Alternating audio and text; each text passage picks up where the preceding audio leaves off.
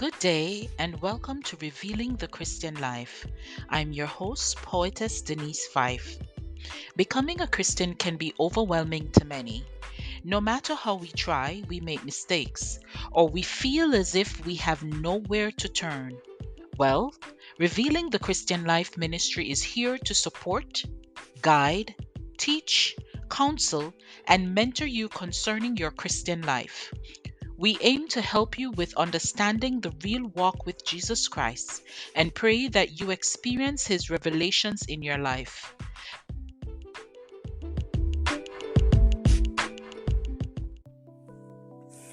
Welcome to our lesson on declarations. I'm your teacher for today, Minister Denise Fyffe. Declarations are assertions. The dictionary defines the word as a formal or explicit statement or announcement. In other words, it is a communication, pronouncement, or proclamation.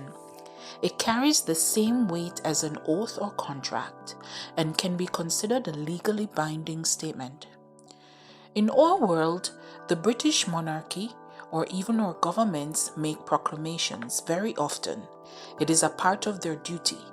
These statements are obeyed, and those who disobeyed are punished. People obey proclamations. It is the same in the spiritual realm. When we make a declaration, it must be obeyed. God honors our word and our decrees. It says in Job 22 verse 28, "Thou shalt also decree a thing, and it shall be established unto thee, and the light shall shine upon thy ways." Demons and angels will also heed our declarations, unless the divine will of Almighty God overrules it. If you are like me, your interest is piqued when you hear prophets, pastors, or bishops in the church making proclamations, and they start with, "I decree and I declare," and such and such. Why is that? You might have also heard custom agents or immigration officers ask travelers in an airport, "Do you have anything to declare?" When you declare something, you make it known. When you make a decree, it is a statement of truth that carries the authority of a court order. Therefore, it is effectively a tool that will cause things to manifest in both the spiritual and physical realm. As children of God and Christians, we ought to make pronouncements over our lives. We are taught that as sons and daughters of the kingdom, heirs to the royal priesthood of Jesus Christ, we should make declarations and decrees. It is a way in which to exercise our will and authority and cause or purpose for a thing to be made manifest.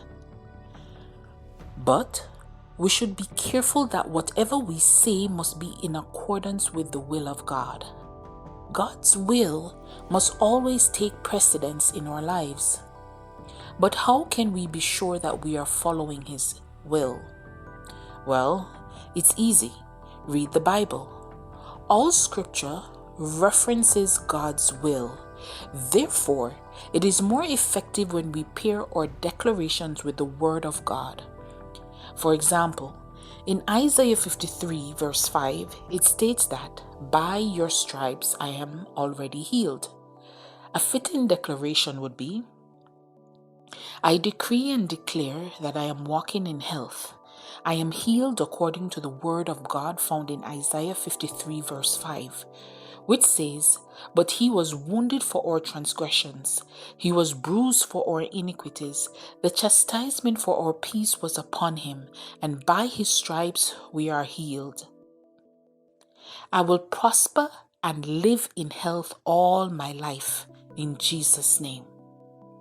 You see, declarations are an exercise in the prophetic. You're speaking things into being, as we often say. Contrary to what many believe, it is not only the prophet or those with a prophetic gifting who can prophesy. It is all those who are filled with the Holy Spirit and have been given the gifts of the Spirit.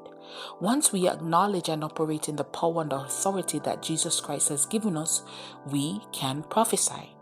And so we can make prophetic declarations. An attitude adjustment is also recommended. We cannot make declarations like kings and queens 1 second and then the next we continue with a defeatist mindset. No.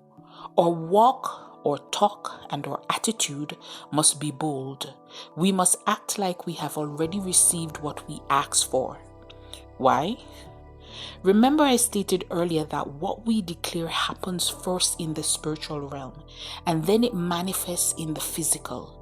If you adopt a defeatist approach in the physical, your declarations might be nullified in the spiritual.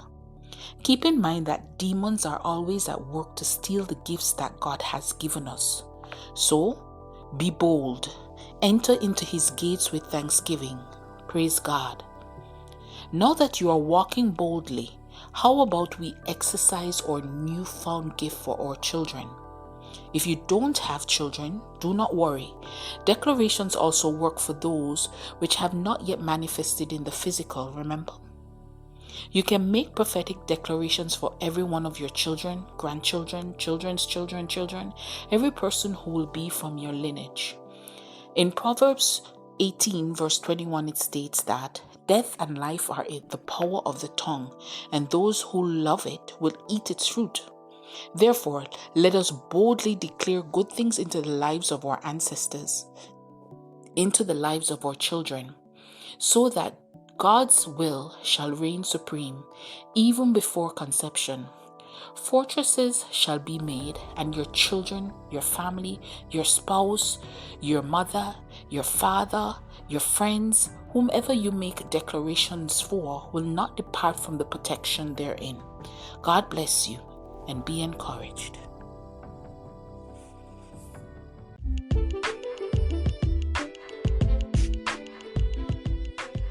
We hope that today's broadcast and these words have blessed, strengthened, or edified you today. If our ministry has blessed you, please remember to bless us in return and support our ministry with your donations. Also, visit our website at revthechristianlife.wordpress.com. That is RevTheChristianLife.wordpress.com. Thank you and have a God blessed day.